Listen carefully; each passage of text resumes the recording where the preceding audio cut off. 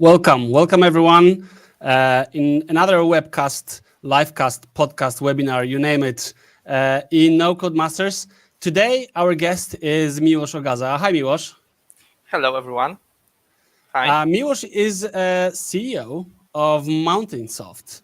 And today we're going to talk about, we call this episode CEO versus CEO. Of course, it won't be like a real battle, but it'll be more about discussion. What are the differences in running a business focused on no-code, low-code solutions? It depends on different target market because my company is targeting large companies, corporations. Whether Miłosz's company is targeting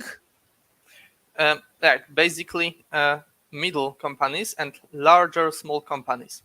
So like around so very broad, very broad, wide range. Okay, around 10 or 20 people is the sweet spot that they need. Okay, perfect. 10, 20 people. Yeah, so exactly. So like there are a couple differences.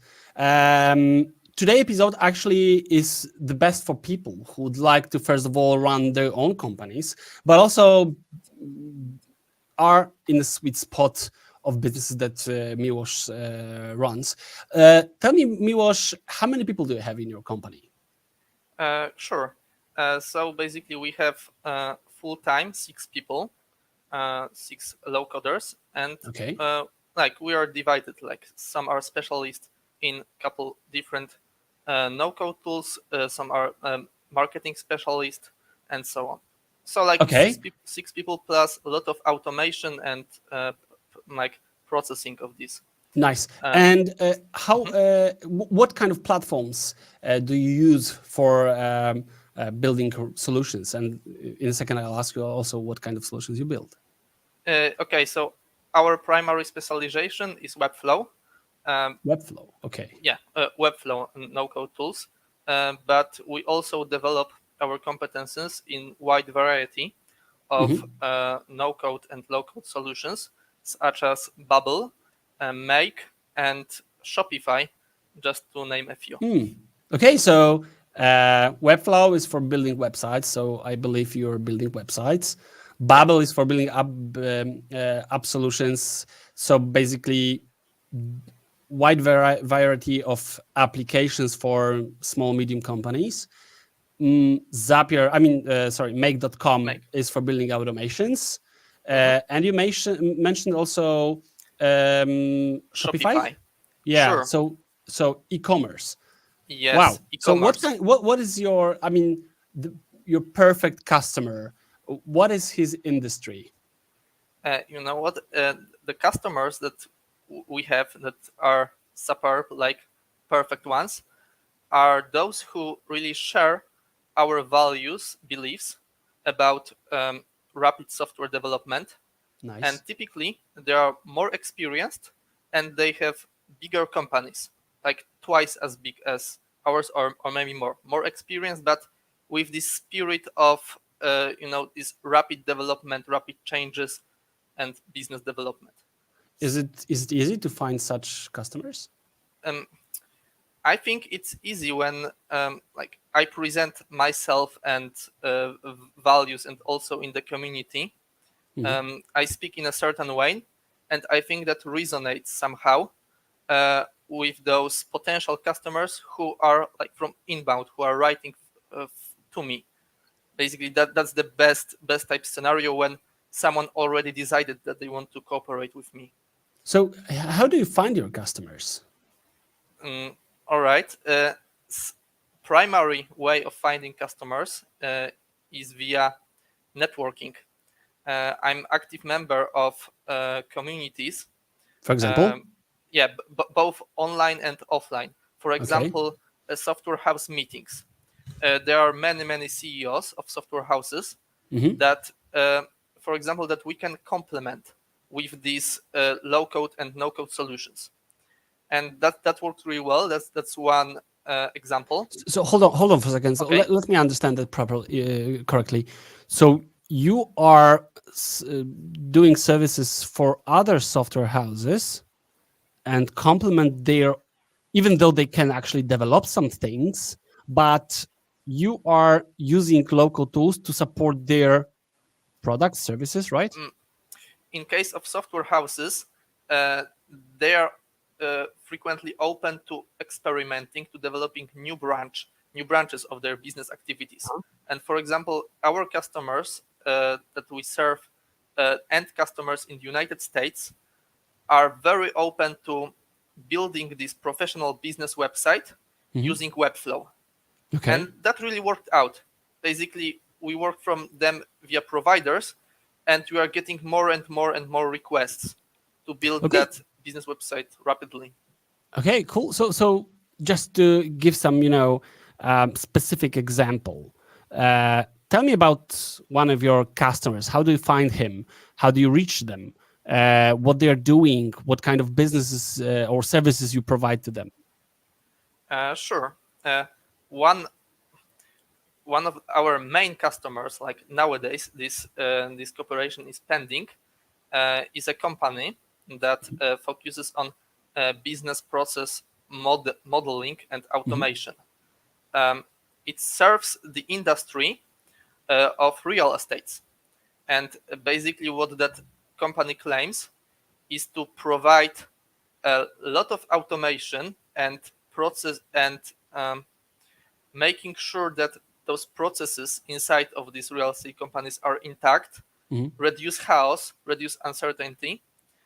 They are serving like real estate industry, and it's what's interesting. It's another low-code technological company, but their primary stack of technology is Webcon, so different. Webcon. Like local, yes, Webcon. Webcon, company from Krakow, I believe. Once again? Company from Krakow, Poland. From Warsaw. From Warsaw. Webcon is from Warsaw. I didn't know that. I thought that they are from Krakow. Yeah, never mind. But actually, so how do you reach them? How do you find them? Okay. I have this lack, so to say. Maybe it's because it's still early stages. Okay. I get really many recommendations, and yeah, the marketing actions that we took actually that turned out very, very beneficial, that got us displayed to the public, was an interview from Just Join IT, when I explained who I am, what I do. Nice. And that actually single interview bought me 2 or even 3 really good customers, and also a coworker, nowadays a team member, who wanted to work with me. So what is actually your company's superpower? All right. I think my company's superpower is the processes that we iterate over and over and over to make that really great customer service when it comes to getting the request, the exact scope of work, and then doing it in iterative way. Tomasz, okay, I know Webcon is for Kraków. I meant that the company that we are serving is using Webcon as a technology, as a primary tool. Okay, got it. Not to mistake these two. Okay, so you're not doing services for Webcon, but rather for a company that uses Webcon. Exactly. Yeah. Nice. Okay. And so that absolutely makes sense. It's basically series of business websites. Like, they are very good at processes, but not as good as branding and this front end display of these services for. Yeah, because of course there's a lot of potential. Every local platform is basically best at something. Yeah. And because it's not best in everything, you sometimes need to fill the gap, and you can use other platforms. And for instance, platforms that you are best of, like you mentioned, Bubble, like Webflow, like Shopify. But I think Shopify is not the case with the Webcon. Or maybe, I don't know. What kind of platform do you use it for that customer? All right, no, like this Shopify is actually for. It's for building, in efficient way e-commerce systems, e-commerce projects. Yeah. And it's basically the best target for that is the entrepreneur who sells a lot of custom-made products in different services like Allegro, eBay, and so on, who needs that one spot to aggregate, to have this central website that informs about the product. Got it. And then this customer can dictate premium pricing based on that it's his own services. In the case that he can sell that the same products. I totally understand. I totally understand that. And I know why I actually use Webflow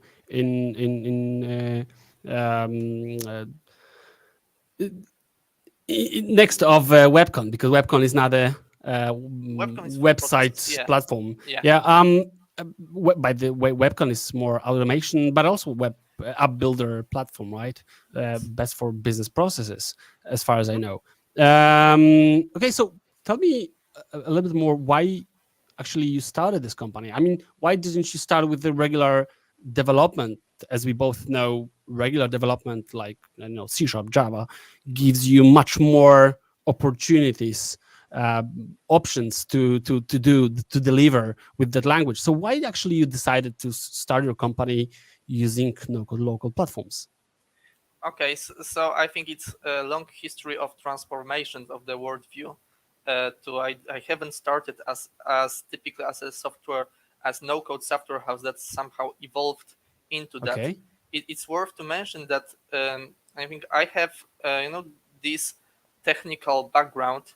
I used to be a regular developer in Opera software and Nokia networks. I focused on Python, but what actually interested me most was to have this high impact on the end customer.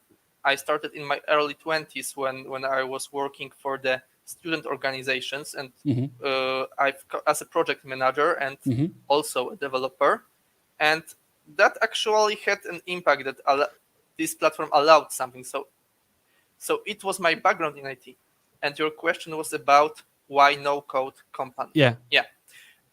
Okay, it turned out that I used to work with like individual people or smaller, like different group target, and I've compared this more traditional approach of coding, but I was overloaded basically with work, and a friend of mine told me that I can do pretty much the same job of similar quality, just using these adjustments, a drag and drop solution composing. So much quicker, and price was basically the same because it's value pricing, so the value provided hasn't changed, and it was kind of obvious, like business choice based on the experience. Yeah, nice. Actually, you still look pretty young. How old are you? Sorry, I'm 25. Yeah. 25 years old, 25, running your own company using low-code, no-code, hiring 6 people. I'm getting jealous. What I did wrong in my life. No, but why jealous? I'm just kidding. Come on. No, I'm super happy for you, and I really think that what I like about these days is that actually there are so many opportunities in the market to do your own business pretty young, with ability to earn good money to live in a good way. I mean, you don't need to become wealthy rich and just spend cash for high priced items, but mainly you can just do feel like live on a level that is just mediocre. I mean, average, I would say, right? And what also comes to my mind when I hear about such stories like yours is that because as a young person, you probably already see a lot of different processes, but not as many of different processes. So actually, why you're doing processes? What is so unique about your approach in design processes? Sure. Yes. Okay. as you mentioned, because you mentioned also the interesting financial aspect of that. Yeah, that's my exact my philosophy, just to cover my needs, basic needs basically, for me and for the team also, like to cover their expenses needs, and the joy of working with taking more ambitious projects is so exciting that it's great way. We need to take care of the floor, but there is a huge potential. Like roof is unlimited. When it comes to delivering this value and capturing part of it. So it has huge potential. Okay, and second part, you talked about processes.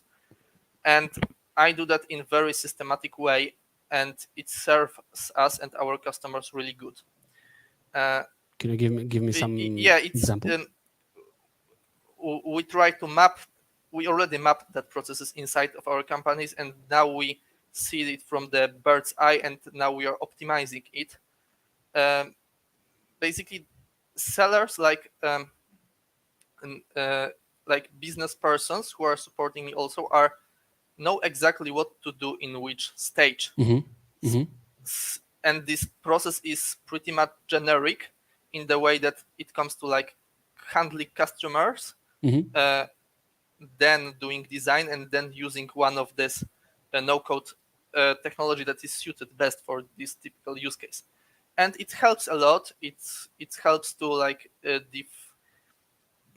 it really helps to understand that we cannot help all of the people, that we have limited capabilities, that we should be really focused on this sweet spot, as I mentioned, like to deliver.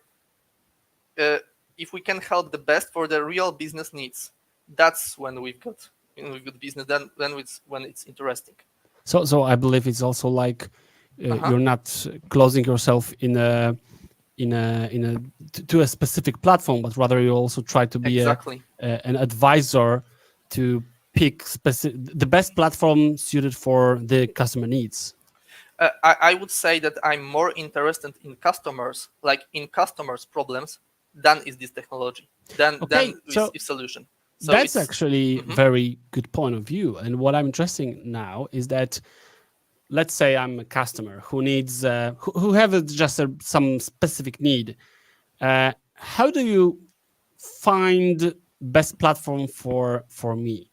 Like, do you use some no-code tool search engines? Because like there are more than 1,000 different local platforms, right?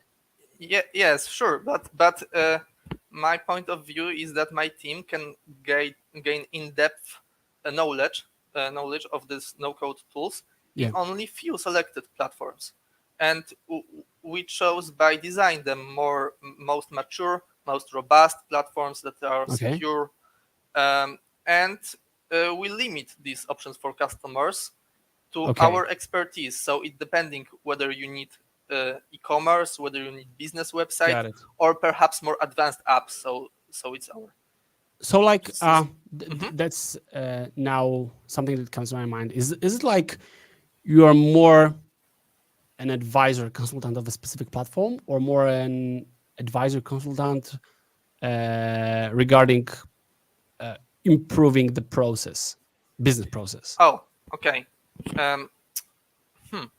I think that good question. Great. I got you. Sure. But now you're talking. That's the battle part of that, perhaps. Okay. Once again, I'm. Perhaps I wouldn't say I'm advisor, because like in order to advise really well to the customers, I'm more of the researcher first. So I need to know, like I'm in order for this project to be successful, then me and my team need to ask a lot of questions, basically in the form of clarity workshops. A part of our process, clarity, to get clarity what customer actually needs, not what he thinks he needs, but what and if that really, match really to is your the case. platform. Then then it's process of then it's part of the process, to do design, design sprint, media sprint, to collect all this data, and this single piece, because I treat it as a piece, as development sprint. is a part of really high advantage, competitive advantage, because really we have data to prove that we do that business websites 6 times faster than otherwise someone might code it. Yeah, and for instance, you can also spend that time, the spare time, to improve the user experience. Yep, exactly. And so does the user experience is important part for your services, for your implementations? Yeah, I think it's essential, so to say, this customer experience. Okay. Because the goal is when we are building LT projects to serve the customers of the customer, so the target group. Hold on, customers of a customer. So for example, in order for example to business website to make money, so it must resonate with the target group of our customer company. Okay. Did I get this right? Yeah. So yeah. I mean, so no, because the point is, the thing that I'm I didn't follow you is because it's hard to deliver product for not your direct customer, but rather his customers. So it means that you need to understand his business and understand his target audience or target customer, whatever, with assumption that he actually defined this customer properly, right?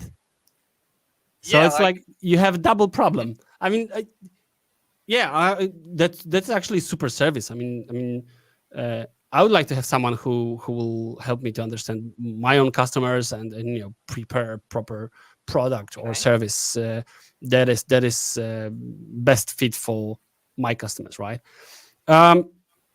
But I think that in terms of user experience, there is not enough prioritization in many projects, but you sound like it is prioritized pretty high in your scale.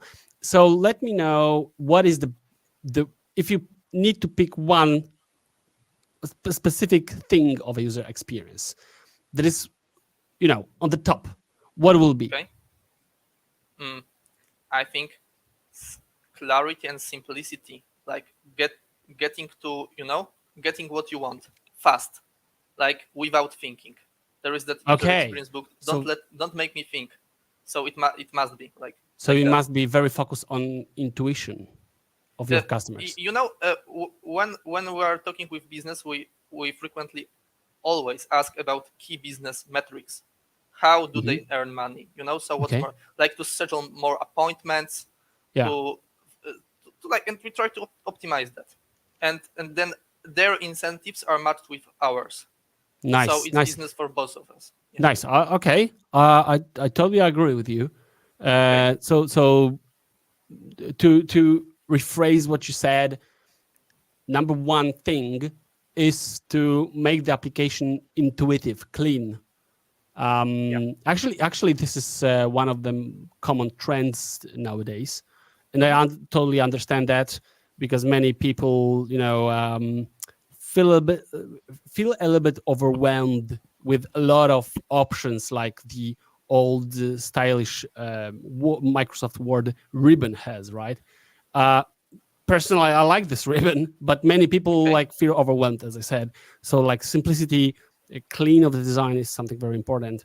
So I'm glad that actually you're saying that and you're putting that as the first of your priorities for the UX. Okay, so just a couple more questions.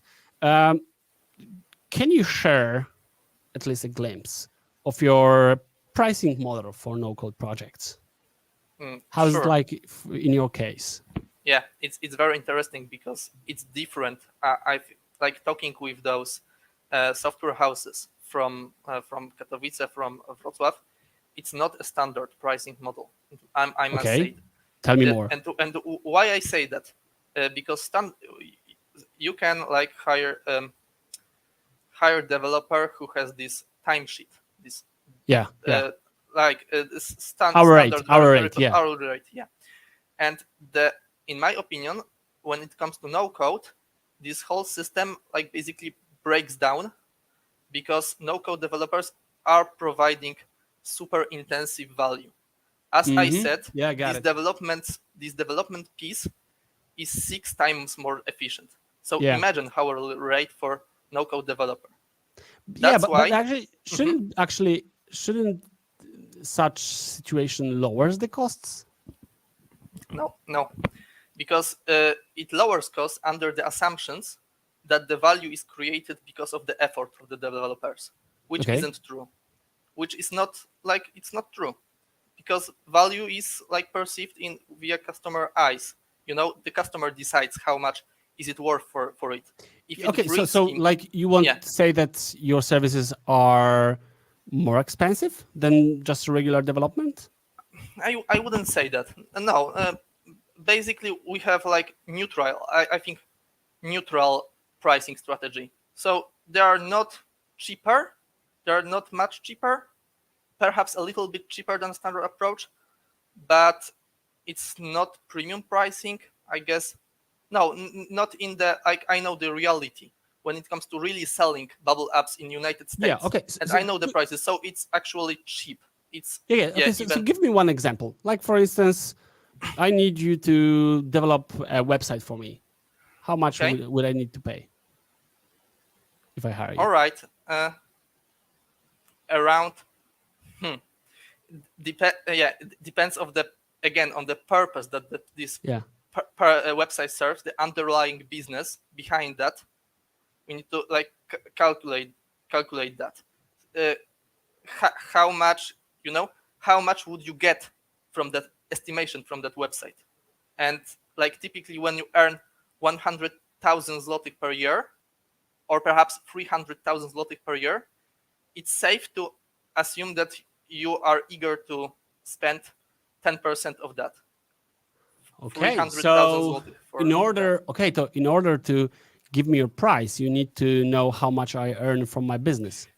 Yes, basically because very many people want to have. Is it fair actually? I mean, you should know your own price and then tell me what's your price without any comparison to my business model, because my business is my business, right? Not exactly, because when we are doing this thing for you, these no tools, we must meet your business needs very well. We must get to know your business really well. So actually, I treat my customers as partners in this discussion, and we are helping them earn tons of money. So it's very fair to take 10% of that, in my opinion. Nice. Now everybody is happy. Yeah, I'm a little bit challenging, but also I could be a bit more challenging. But nevertheless, I like your approach. You're still very young, and still your approach can change along the time. But I'm curious how our viewers, listeners see that point. How do you feel, our dear audience? How is this approach, like Miłosz presents? Is it something you agree with or not? Let us know in the comments. Let us know if you're right now with our. If you're live, then let us know immediately. If not, if you're listening in other day, leave a comment anyway. We are very very curious of your opinion. So last question to you, Miłosz. How do you think, because you were a regular developer, software developer, so you saw how the industry changed along the time. So how do you perceive a future of no code, of this trend? Is it something temporary or something that will significantly influence the market, IT market? How do you see that? Okay, actually, I wouldn't want to guess about the future of no code when I made that decision, to run no code software house. It's serious stuff. So I did my research when it comes to the predictions of this no code, and it's based on the Gartner report that actually the business value from no code is so high that it would replace in a few years like 75% of this whole industry. Yeah. I saw that report and So mentioned and I think it's pretty it makes a lot of sense to believe in that research. Also, yes, so there's a booming market for that, really great market. Business website is not the best market that we could be in. There are of course those apps, and there are of course this e-commerce, and there are customers who are automation and robotization. United States. Once again, Automation and robotization. yeah. This is Also, and when it comes to trends, also it must I must mention artificial intelligence blending with no code. AI, it's Opens up the boom right now, and actually, it's so hyped. I think there's too much hype for AI without really understanding what is an AI actually, because sometimes people, name AI something that could be actually a couple if statements, right? Sure, yeah, but it's an unexplored territory a bit, but full of opportunities. Exactly. And also very interesting, interesting, or also maybe I should say dangerous for potential investors that doesn't really understand what the technology is behind. Okay, so with this accent, I'd like to finish our meeting. I think it was a great, interesting story of yours. And also your approach, your perception for different topics was very fresh to me. And I agree with you for most of you what you said. It was a real pleasure to have you on our livecast or webinar. I don't know still how to name it. How do you actually name such meetings? I think it's a no-code masters, as you say, live streaming basically. No-code masters live streaming. Actually, I like it. Okay. I think I'll name no-code masters live streaming. Don't make the decision just yet. It's just personalized. Okay. Exactly. No compulsive decisions. Just be with it for some time and be patient with your decisions. I like it. So thank you, Miłosz, once again. It was a great pleasure to me. To all you viewers, all you audience that is watching us right now, or maybe another time, feel free to like us, subscribe us. Visit Miłosz site, MountainSoft, if you ever need some help with Webflow, with Builder, a Bubble, with Shopify, but actually any kind of business process. If you are doing micro or small company, talk with him. I think he'll be very support hand for you. Thank you, Miłosz. Thank you, Mike. It was great pleasure to be here. Thanks for the audience for the listening. And I hope to see you soon in perhaps next podcast, next editions. Yeah. Thank you. Thank you. On live streamings. No live streaming. Yeah. Thank you. See ya. Okay. See you. Bye.